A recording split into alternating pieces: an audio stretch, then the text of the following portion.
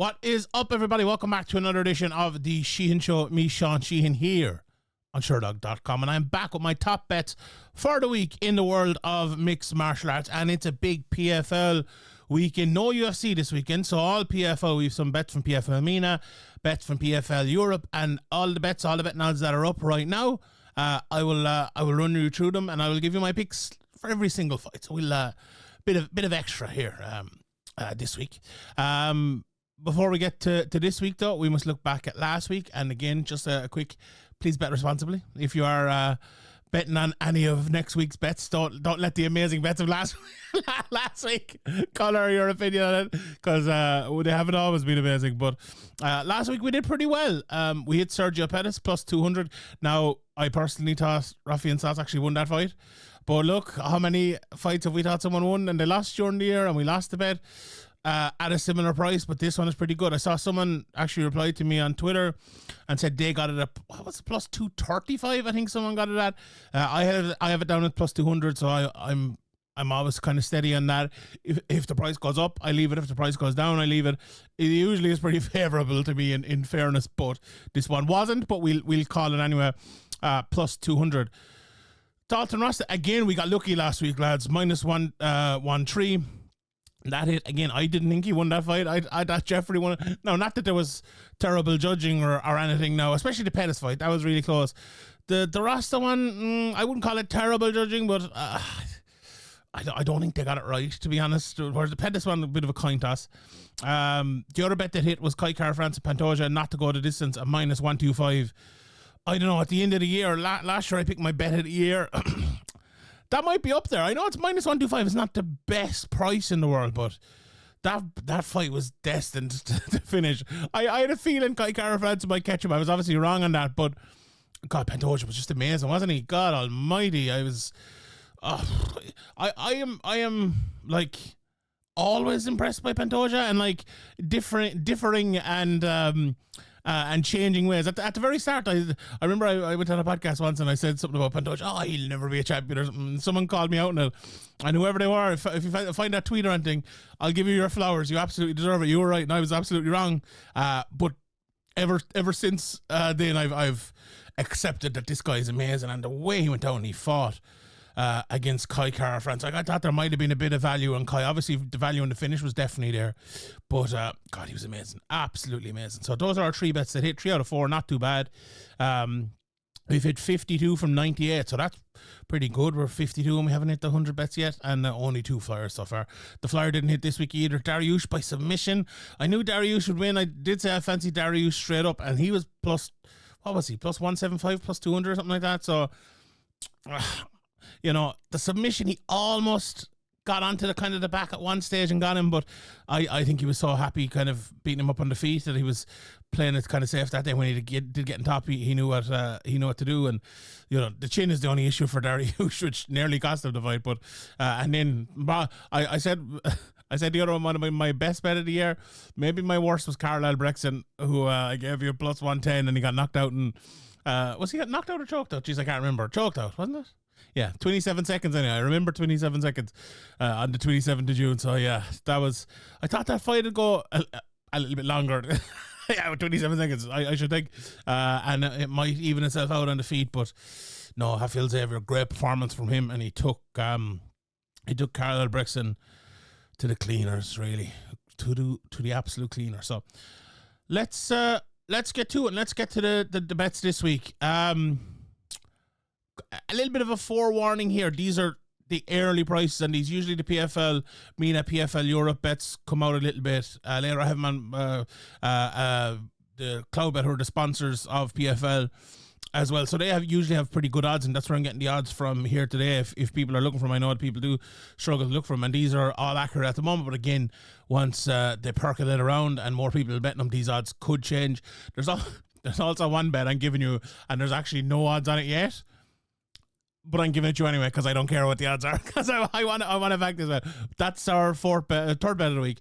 We'll start with the first bet of the week, and a bet that I said on the previous show. If you haven't seen the previous show, actually, I did my PFL MENA and PFL Europe picks together. Check that out on YouTube or over on Sherdog. If you go to podcasts and then click on the Sheehan Show. You'll see all my podcasts there on Sherdog.com, so that's the easiest place to get them.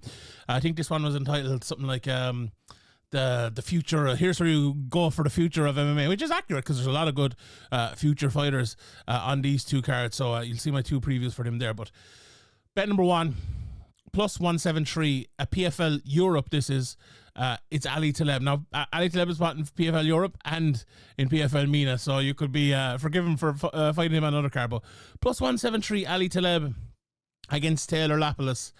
And I was people listen to previous show. I was very torn in this fight, and I did side with Taleb in the end in terms of my pick. Now, my pick and my betting pick can often be two different things, but when my pick is my pick and it's plus 173 as well, I almost feel like I have to give it to you. But I would have given it to you anyway, even if I didn't give a straight up pick. I really like Ali Taleb, and I have for a while. Obviously, I've covered him in PFL Europe, PFL MENA.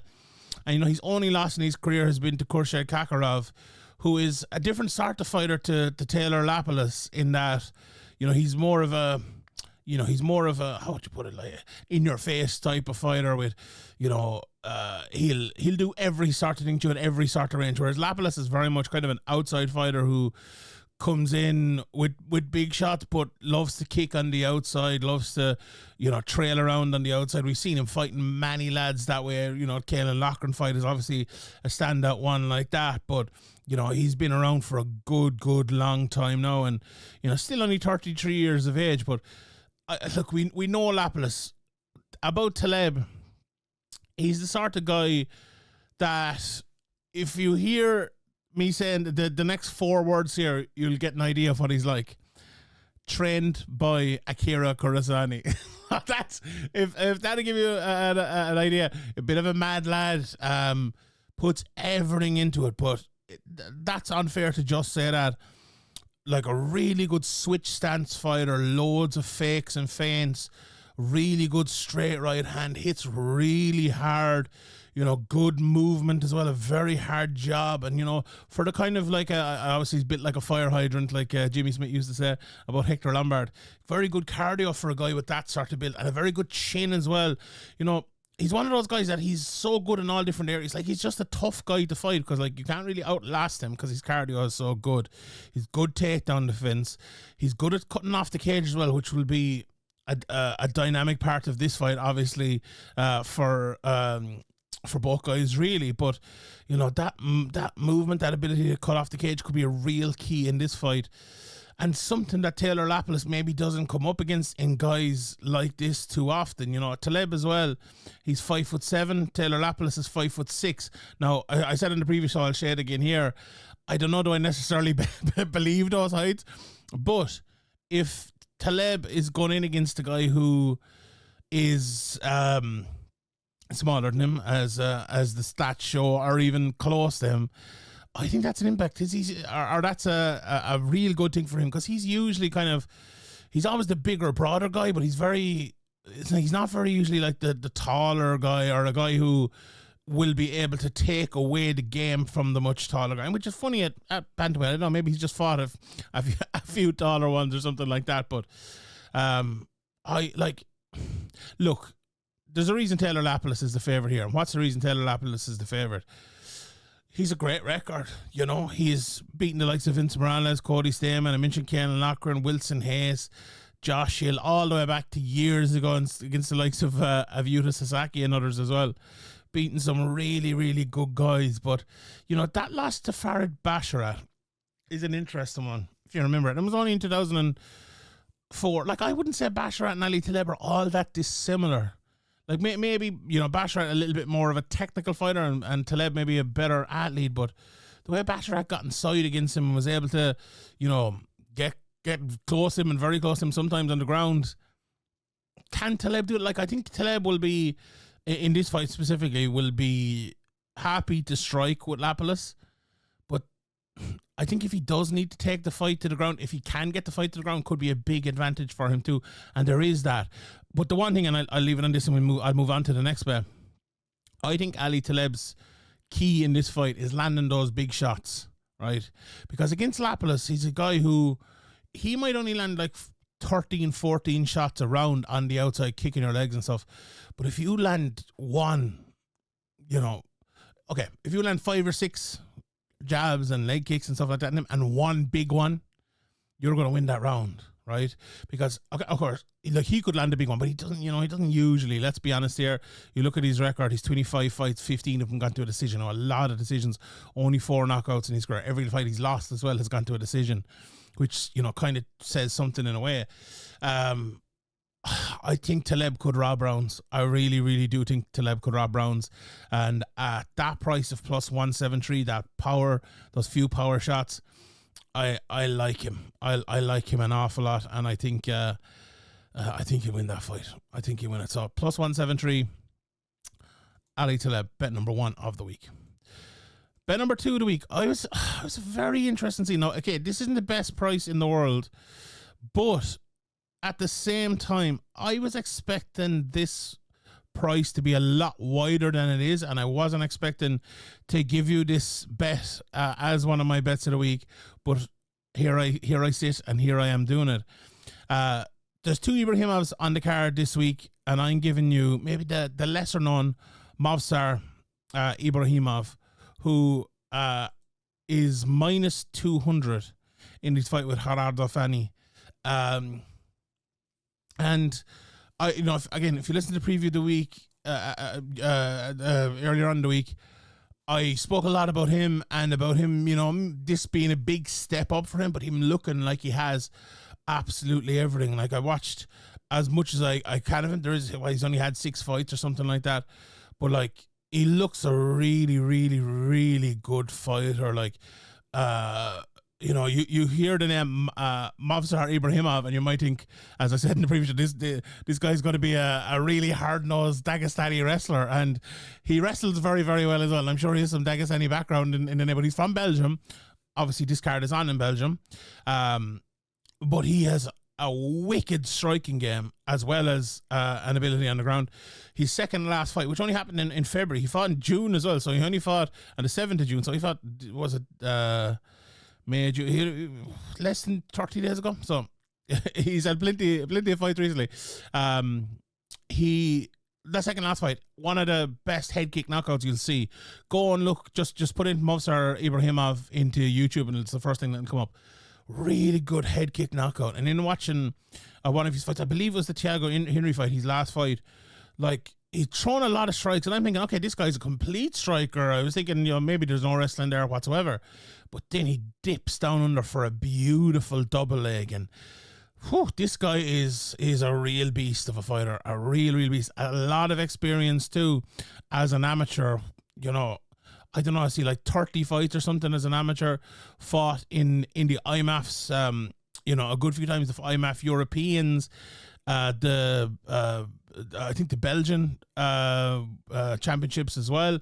Like a lot of experience there against some of the names you would have been seeing obviously on the amateur scene over the last while. So this guy is really good. He's fighting against Hattan, 14-4. A guy who's been at the very, very top, fighting in Cage Warriors for the title. Fought Jack Cartwright, ended up losing that fight, but came back and he beat Conor Hignett and Liam Gittins. Liam Gittins is a champion at the moment over in Cage Warriors, so he's beaten him. And in 2021, that was like, and he's gone 3-2 since. No doubt about it. But one of them was the Sean Silva as well, a Cage Warriors title challenger, and he beat Tonio Palgaricio, who was a Cage Warriors champion, wasn't he? I'd have to look that up now. I think he was, but he beat him anyway, made him quitting his stool after the second round.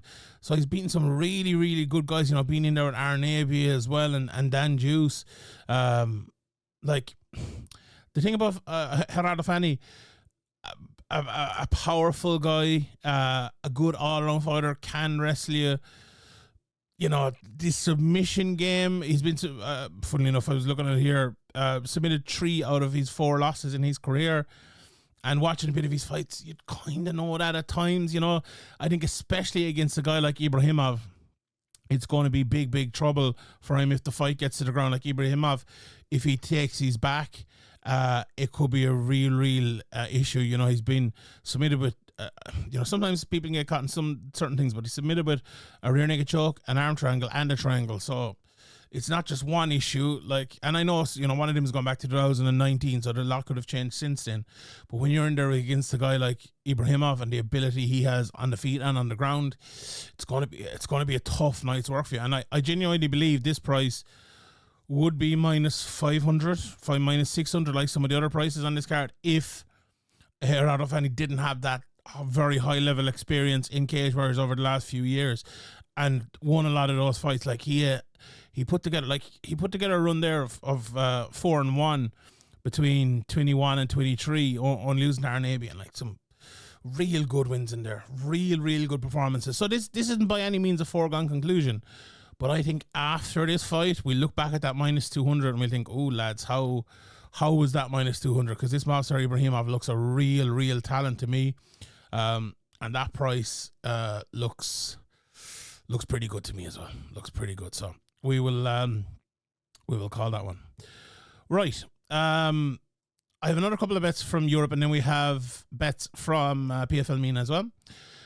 I'm going for a double here again. Not the best price in the world, but I'm going for Dean Garnett and Paulina Wisniewska double.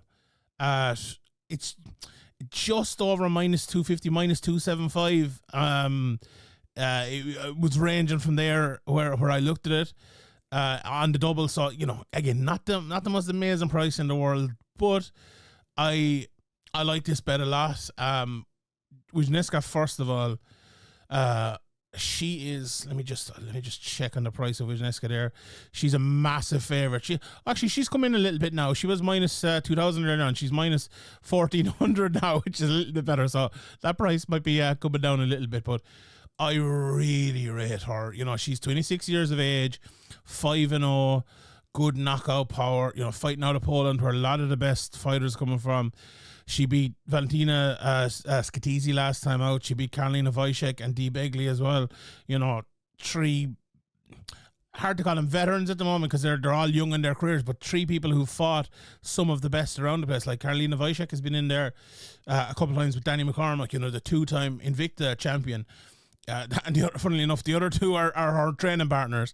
But she's a long amateur career as well, which is kind of I think becoming more usual, but unusual for, I suppose, women coming through. Like we see Dakota Dacheva sort of had a similar thing, and Shauna Bannon had a good few amateur fights as well. And I say that because they fought as amateurs, but she had a real good run as an amateur. Won some, lost some, but her striking now looks so good that I think going in there against someone like Jessica Cunha, watched a bit of her. She's been knocked out a couple of times in her career. Never really fought at this level before. Never really been in there with someone, I suppose, of this level before. And I think it's going to be a real tough one on her here. She's been knocked out a couple of times as well. I think Wisniewska is just going to have her way with her on the feet as well. Wisniewska can fight all around. She could take the fight to the ground if she wanted, but I don't think she will be doing that. So I think she'll run through her. I really do. I think this is going to be an easy night for Paulina. And on the other side of it then, not so much of an easy night for Dean Garnett, but I do think he'll get to Thomas Granville. I've a big soft spot for Thomas Granville. Like if you're a Sheehan Show fan, you should be a Thomas Granville fan, because this lad, he doesn't care who it is. No, doesn't care what weight. Give me a pair of shorts and a gum shield and I'll fight you. He's taken this fight in short notice against Dean Garnett. Fought Kieran Clark in short notice. Fought Khurshid Kakarov in short notice. He's fought Wilson Hayes. A good few fights in promotions. Obviously last year in Bellator and PFL, but fought in cage warriors as well. Fought over in that caged MMA in Finland, which is a real good promotion. I've watched a lot of their fights there on YouTube. So he's been in there with some good guys, and this guy is a very, very good fighter, really good on the ground, load of submission wins, well able to test lads out as well. He's only been finished once in his career. He lost 8 times, but won by finish and 7 decisions. Went to decision with Kieran Clark. The only finishes against Khurshid Kakarov, who's, you could argue is the best, one of the best, if not the best prospect in Europe at the moment in the weight class. So, but Dean Garnett, had such, he's 36 years of age now, and he went away from MMA for 5 years there. But since he's come back, he's 3-1, only losing to Lewis McGill Evans. That was in the third round. That was the Sheehan Show fight of the year last year, and he looked good in that. Looked really good in that, and he'd won a few fights before that as well.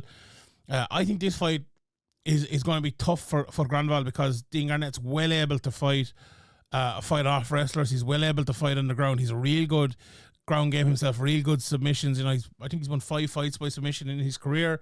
So I do think Dean Garnett will get through that one. I wouldn't be at all surprised if it did go to decision and Dean ended up winning the decision. But do you know what? I think it'll be a good fight, but I do think Dean Garnett's looking good at this stage of his career, and I do think he'll win that. So that's the double there.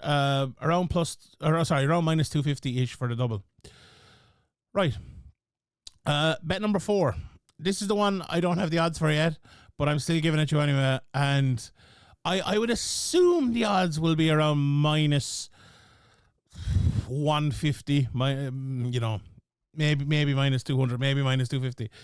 I'm going for Patrick Habirora via first round knockout. Now, he's around minus 900 to win the fight, so he's a massive, massive favourite. If I was just to give you him via knockout, what would it be? Maybe minus 400-ish? Maybe a little bit less, because he's well able to fight on the ground as well. And, Danny Roberts is no joke on the feed. But I'm giving you the first round knockout. So we'll check the comment section below when the betting odds come out. I'm gonna guess.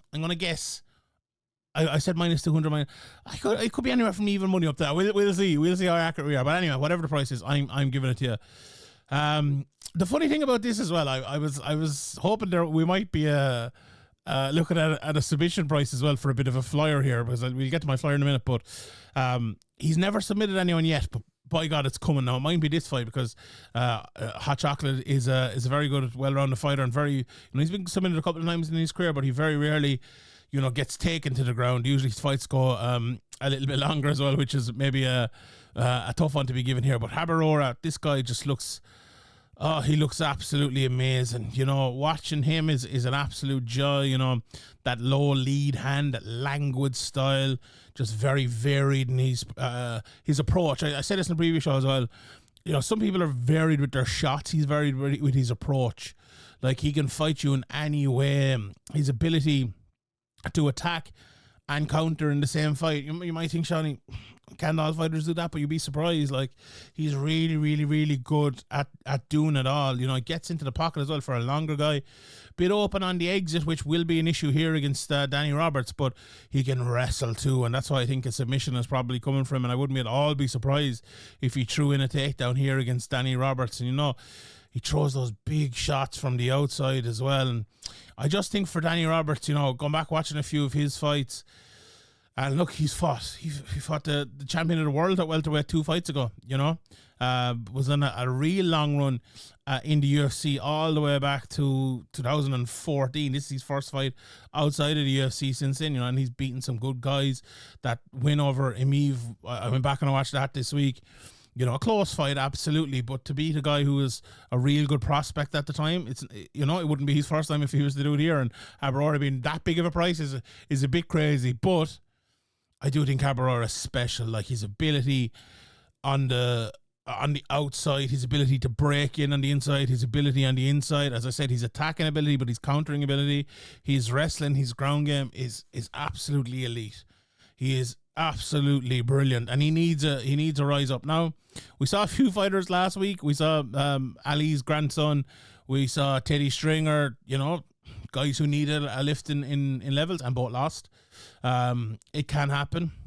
It absolutely can happen, but I just have a feeling this main event, he looks like a lad who will rise to an occasion, and he looks like a lad who will be excellent in a big main event. So I'm taking him here, first round knockout, whatever the price is. I like Danny Roberts an awful lot. I like him as a fighter, but I think at 37 years of age, he is a guy who maybe did rely on a bit of speed with his countering ability, and he's very kind of static in the middle of the cage. And it's worked for him, but the older you get, how is that going to work? He hasn't been in the cage as well in almost 2 years to the day. Before that, it was another 8 or 9 months. So, it's a long time. It's a long 4 years since that Emeev last win. He had 2 years off before that as well. He's not the most active guy in the world, but I have a lot of respect for Danny Roberts, no doubt about it. But I just think Patrick Habirora is a beast, and he might be just the next level of fighter that we see in coming through. So can't wait to see that. And first round knockout, whatever the price. Right, the last of the 4 bets. Have I given 5 bets here? 1, 2, 3, 4. Do you know what? You're getting 6. You're getting 6 bets. No, well, I leave it. No, what? Do you know what? I leave it. I leave it, and I give you I'll give you those. But I was going to give you here. I'll just throw it out quickly at you, and then I'll give you the picks afterwards. So I was going to give a treble of Alsaif, Diani, and Alaqraa at minus 200. That's a pretty good bet, actually. So we'll throw out there just quickly. Alsaif, she looks really, really good, and she absolutely destroyed her opponent the last time. I think the opponent this time mightn't even be as good, and she's a massive favorite as well. She's like minus 4,000 or something like that. Alaqraa, the Alaqraa bet is I've given you him, but I would only do it as a part of a parlay. He's minus 350 favorite over Umar Hussein. I wouldn't give that up to you as a straight bet, and maybe that's a good reason not to put it in the parlay. But I do think he'll win, but I wouldn't rule Hussein out of that fight at all. And then I talked about Diani, but Diani's I really, really like him. You know, very exciting fighter, loose on the outside, you know, fast, athletic. His hands are just absolute magic, and he's one of those guys you want to watch. He's fighting Abdel Basset here. You know, I watched a bit of him, and he's, you know, a good fighter, a good talented fighter. But I think Diani is, you know, he's used to range and the way he catches people unawares and his speed. You know, just it's a hard style to keep up with for him and for his opponent. So, but I fancy him there. Right, the flyer of the week. Again, a tough week to pick a flyer because there are a lot of big underdogs, but I do fancy most of the big favorites. I was thinking about going against Alaqraa, whose name I always pronounce wrong again, and going for Hussein, but he's only plus 268. But the one I've gone for, and this price is going up and down and changing, plus 322. Daniele Miceli in the main event at PFL MENA. I really like Omar Al-Dafrawi. I've talked a lot about him down through the years on these previews. But Miceli's no joke. He's a very, very good fighter. You know, he lost the Florians in Delhi last time out, and he kind of got ran through in the PFL Europe final. But he was he had a no contest against Peter Queally. It was an eye poke, and it was a soccer kick to the eye. I was actually at the fight myself, and I was like, "How?" It was insane. But anyway, but either side of that, he's had 2 wins. So he was on a 4-fight win streak coming into that, and I like him as a fighter. I think he's a very, very good fighter.